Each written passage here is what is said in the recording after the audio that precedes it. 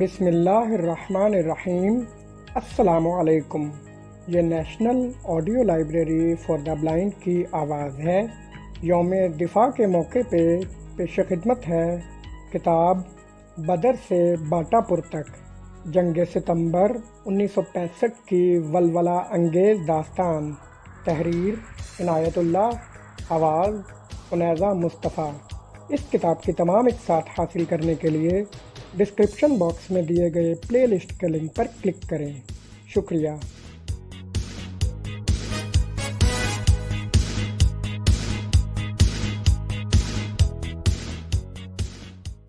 اسے کوئی نہ روک سکا۔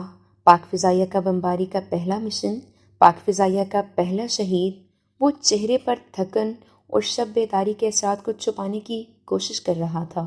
ایک پریس کانفرنس میں پاک فضائیہ کے commander in chief air marshal Noor Khan نے کہا تھا، میری مشکل یہ نہیں کہ میں اپنے ہوا بازوں کو میدان جنگ میں کیسے دھکیلوں، بلکہ میری دشواری یہ ہے کہ انہیں بڑھ بڑھ کر حملہ کرنے سے روکوں کیسے، اور بھارت کے ہوائی اڈوں پر عقابوں کی طرح جھپٹنے والے اور دشمن پر بجلیوں کی طرح کون کر اس کے ٹھکانوں کو خاکستر کرنے والے شہبازوں میں ایک اسکواڈرن لیڈر شبیر عالم صدیقی شہید تھا، جو ایئر مارشل نور خان کے ان الفاظ کی تفسیر تھا کہ انہیں بڑھ بڑھ کر حملہ کرنے سے روکوں کیسے۔ رینک کمانڈر سعید انصاری نے بھی شبیر عالم صدیقی شہید کو بڑھ بڑھ کر حملہ کرنے سے روکا تھا، لیکن وہ ہر بار مسکرا کر کہتا تھا، نہیں، میں تھکا تو نہیں ہوں۔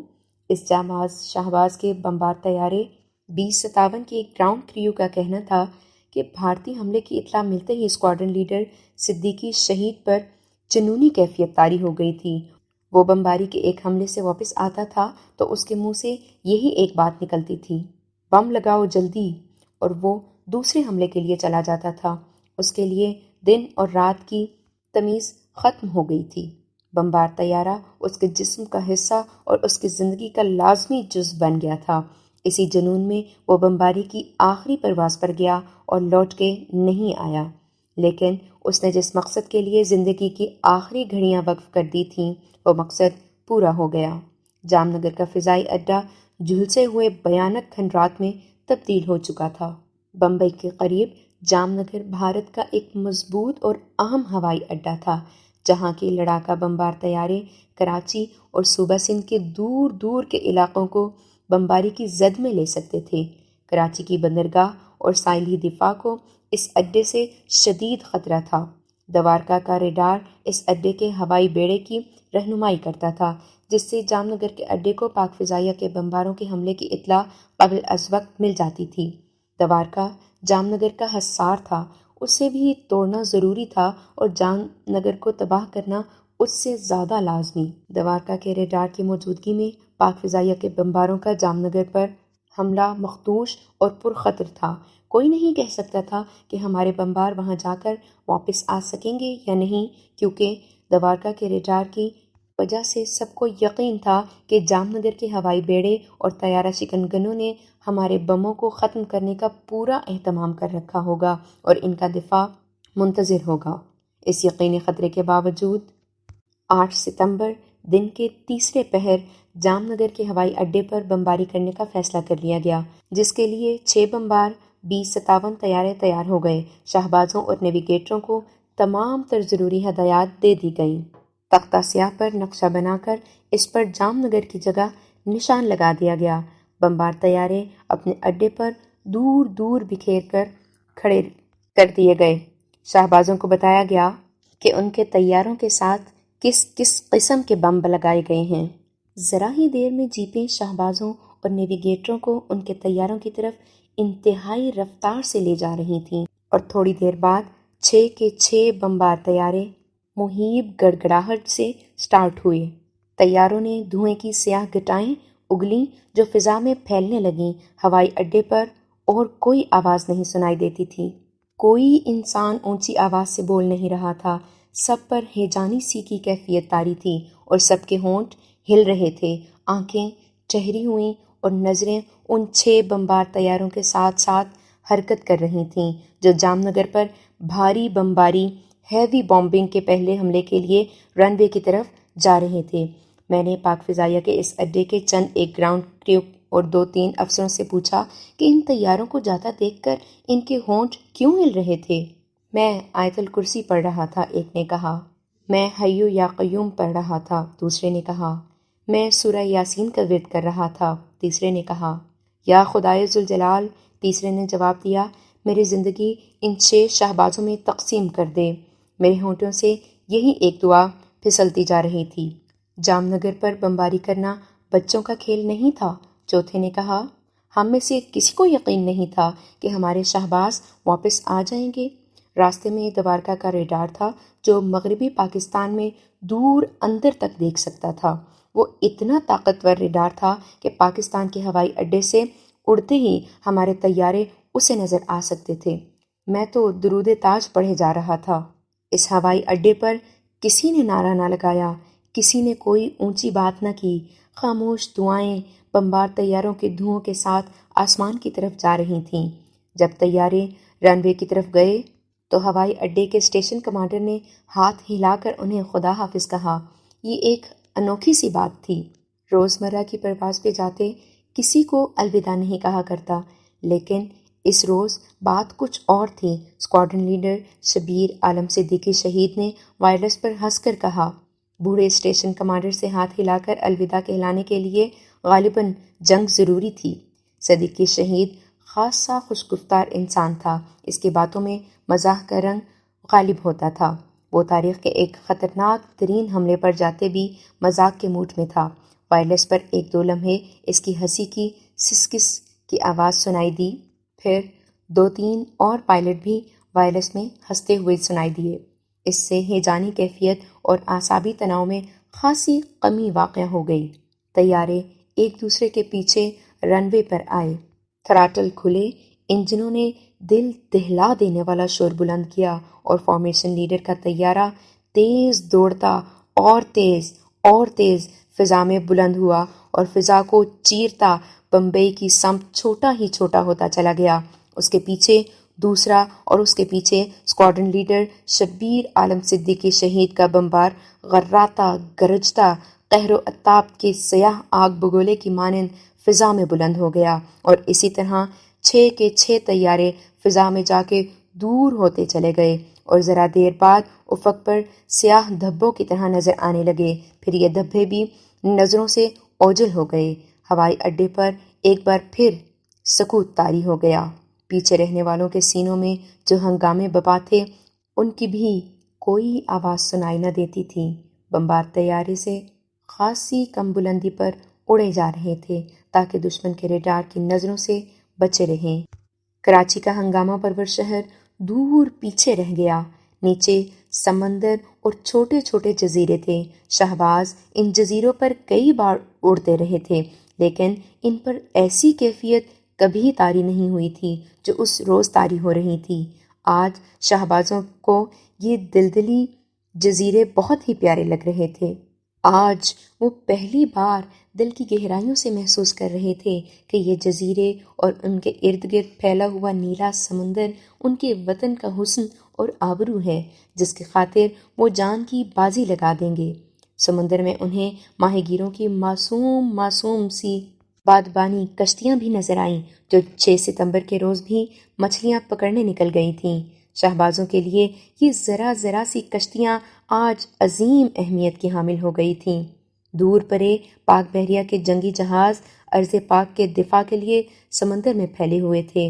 ان کے انداز سے پتہ چلتا تھا کہ ان کی توپیں دشمن کے انتظار اور تلاش میں بے تاب ہیں۔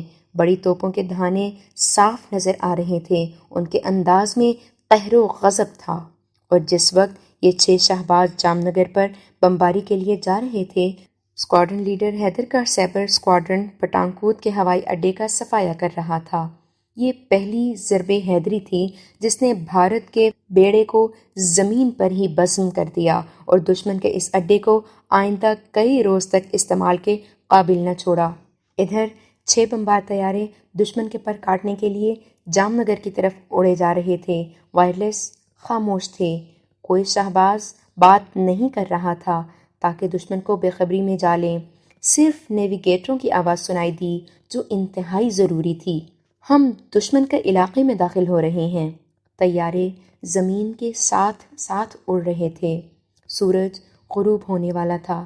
نیچے اب کوئی سمندر اور کوئی جزیرہ نہ تھا۔ طیارے آباد زمین پر اڑ رہے تھے۔ سڑکوں پر بسوں، بیل گاڑیوں، انسانوں اور مویشیوں کی آمد و رفت جاری تھی۔ بھارت کے ان فریب خوردہ عوام کو شاید علم ہی نہیں تھا کہ ان کے ایک ہوائی اڈے پر کیا قیامت ٹوٹنے والی ہے، یا شاید انہیں حکمرانوں نے اس ظام میں مبتلا کر رکھا تھا کہ وہ پاکستان کو ایک ہی وار میں تاتیغ کر لیں گے اور انہیں جوابی وار کرنے کے قابل ہی نہیں رہنے دیں گے۔ بہرحال سڑکوں پر بھارت کے لوگ اس تلخ حقیقت سے بے خبر بے دھڑک آ جا رہے تھے کہ ان کی فوج پاکستان کی سرحدوں پر کٹ رہی ہے اور ان کے حکمرانوں کا جنگی جنون انہیں بھوکا مارنے کا اہتمام کر رہا ہے۔ کروڑوں اربوں روپوں کا اسلحہ، طیارے، ٹینک، توپیں اور بھارت کی لاکھوں ماؤں کے ارمان پاکستان پر حملہ کر کے پاکستانیوں کے ہاتھوں تباہ کر رہا ہے۔ سورج ابھی ڈوبا نہیں تھا کہ شہبازوں کو جام نگر کا ہوائی اڈہ نظر آنے لگا۔ شبیر عالم صدیقی شہید ہدایت کے مطابق طیارے کو حملے کی پوزیشن میں لے گیا۔ ہر ایک شہباز کو ترتیب وار پوزیشن الاٹ کی گئی تھی۔ نیچے منظر اس قدر خوبصورت تھا کہ صدیقی شہید کو یہ بھی خیال نہ رہا کہ وائرلیس پر خاموشی اختیار کیے رکھنی ہے۔ وہ وائرلیس پر بول پڑا، بہت خوبصورت منظر ہے، ٹارگیٹ خوب نظر آ رہا ہے، ہم اسے تباہ کر لیں گے۔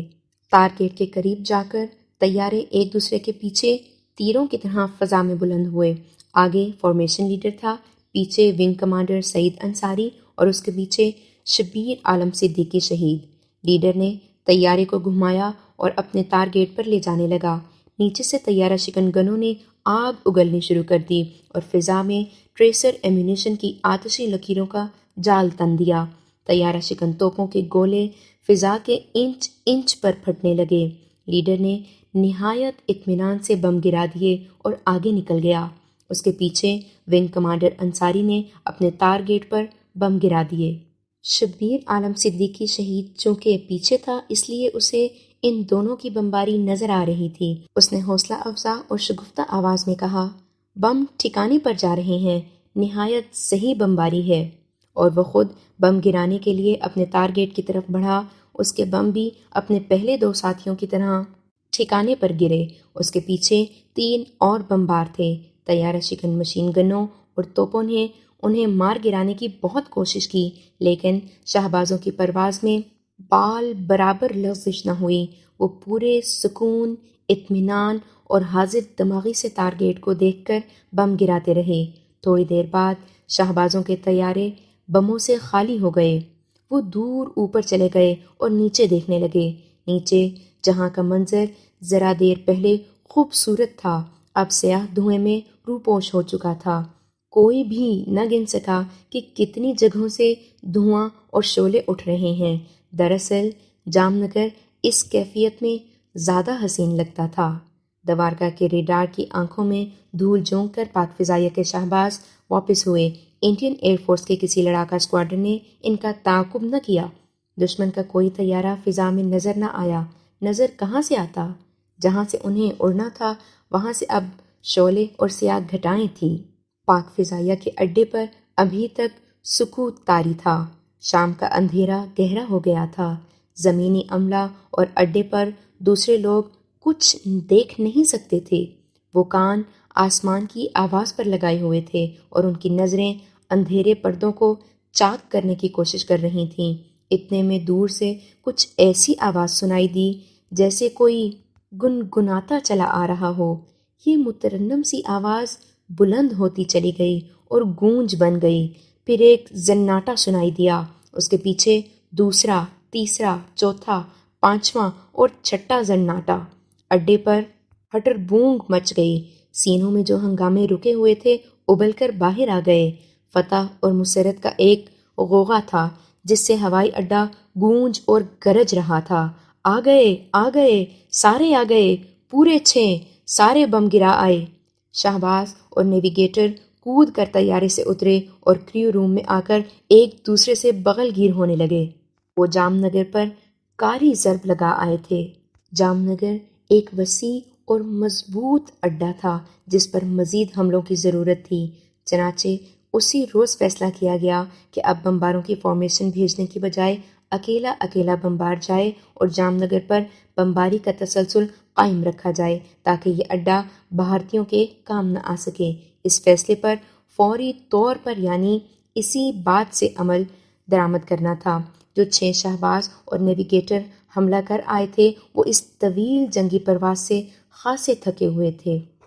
اب تازہ دم شہبازوں کو جانا تھا، لیکن شبیر عالم صدیقی شہید پر جیسے تھکان کا کوئی اثر ہی نہیں تھا۔ وہ اپنے بمبار طیارے کی طرف بھاگ اٹھا۔ طیارے میں دوبارہ بم لگ چکے تھے اور تیل پیٹرول بھی ڈالا جا چکا تھا۔ شبیر عالم شہید رات کی بمباری کے لیے ایک بار پھر جام نگر کی سمت اڑا جا رہا تھا۔ اب کہ جام نگر کی فضا میں خطرات پہلے کی نسبت زیادہ تھے۔ پہلا حملہ دن کی روشنی میں کیا گیا تھا اور اب رات تھی۔ اس کے علاوہ اب دشمن کا چوکنا ہونا لازمی تھا۔ اسکواڈرن لیڈر شبیر عالم صدیقی ان تمام دشواریوں اور خطرات کے باوجود کامیاب بمباری کر آیا۔ جب وہ واپس آ رہا تھا تو ایک اور بمبار جام نگر کی طرف جا رہا تھا۔ عالم صدیقی شہید کو اب یقیناً آرام کرنا چاہیے تھا، لیکن اس پر سنجیدگی اور خاموشی طاری تھی۔ اس نے طیارے کے کریو سے کہا، بم لگا دو، تیل ڈالو، مجھے جلدی واپس جانا ہے۔ اور وہ ایک بار پھر جام نگر کے اڈے کی طرف روانہ ہو گیا اور بم گرا کر آ گیا۔ صبح طلوع ہو چکی تھی۔ شبیر عالم صدیقی شہید آپریشن روم میں رات کی کارگزاری کی رپورٹ لکھ رہا تھا۔ وہ ابھی تک فلائنگ سوٹ میں تھا۔ ونگ کمانڈر انصاری آ گئے۔ انہیں توقع تھی کہ صدیقی شہید رات کی پرواز کے بعد آرام کرنے چلا گیا ہوگا، لیکن اسے فلائنگ سوٹ میں دیکھا تو پوچھا، تم شاید پھر کہیں جا رہے ہو؟ ہاں، صدیقی شہید نے جواب دیا، اپنے ٹارگٹ پر جا رہا ہوں۔ تم بہت تھک گئے ہوگے صدیقی، ونگ کمانڈر انصاری نے کہا۔ اسکواڈرن میں ابھی ایسے پائلٹ ہیں جو ایک بار بھی اس مشن پر نہیں جا سکے۔ ذرا انہیں بھی موقع دو اور تم ذرا آرام کر لو۔ میں تھکا تو نہیں، شبیر عالم صدیقی نے مسکرا کر کہا۔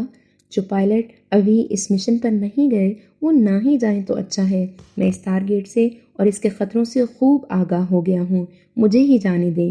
اور وہ جیپ میں بیٹھ کر اپنے طیاروں کی طرف چلا گیا۔ اس وقت اسے دیکھنے والے بتاتے ہیں کہ وہ تھکن اور شب بیداری کے اثرات کو چھپانے کی کوشش کر رہا تھا، لیکن اس کے انداز سے صاف پتہ چلتا تھا کہ وہ نارمل نہیں۔ وہ چلا تو گیا، لیکن دوسرے ہوابازوں کا کہنا ہے کہ جب وہ جام نگر سے واپس آ رہے تھے اور شبیر عالم صدیقی شہید جام نگر کی طرف جا رہا تھا تو اس علاقے پر بادل جمع ہو رہے تھے جن کے متعلق یقین تھا کہ گھنے ہو کر جام نگر پر بھی پھیل جائیں گے اور بمباری میں رکاوٹ بنیں گے، بلکہ یہ خطرہ بھی تھا کہ ٹارگیٹ کو ہی چھپا لیں گے۔ اس قسم کے بادل بلند نہیں ہوا کرتے، اکثر زمین سے تھوڑی ہی بلندی پر رہتے ہیں۔ جام نگر مکمل طور پر تباہ ہو چکا تھا۔ شہبازوں نے باری باری جا کر دشمن کی طیارہ شکنگنوں کی پرواہ نہ کرتے ہوئے جام نگر میں کچھ بھی نہیں چھوڑا، چنانچہ بمباری روک دی گئی۔ تمام شہباز اور نیویگیٹر واپس آ کر سستانی چلے گئے تھے، لیکن اڈے پر جہاں صدیقی کا طیارہ کھڑا ہوا کرتا تھا وہ خانہ ابھی خالی تھا۔ اس کے طیارے کے گراؤنڈ کریو بے قراری سے آسمان کی طرف دیکھ رہے تھے۔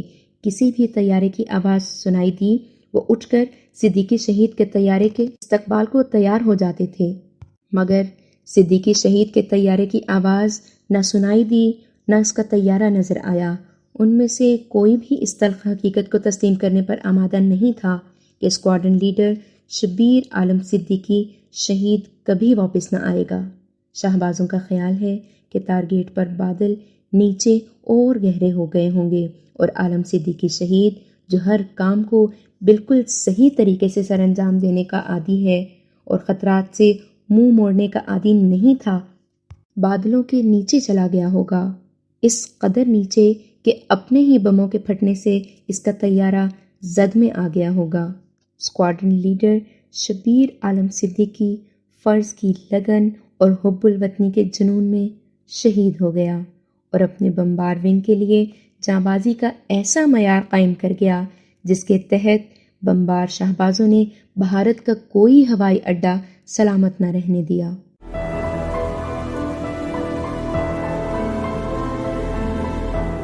اگر آپ نے ہمارا چینل سبسکرائب نہیں کیا تو ابھی سبسکرائب کریں اور ساتھ ہی بیل آئیکن پر کلک کریں تاکہ ہماری نئی آنے والی بکس کی اپڈیٹس آپ کو ملتی رہیں۔ لائک کریں، شیئر کریں اور کمنٹس کر کے اپنی رائے کا اظہار کریں، اور یہ بھی بتائیں کہ آپ کو ہماری بکس کیسی لگتی ہیں۔ مزید معلومات اور ڈسکشن کے لیے ڈسکرپشن میں دیے گئے لنک پر کلک کر کے ہمارا واٹس ایپ گروپ جوائن کریں۔ شکریہ۔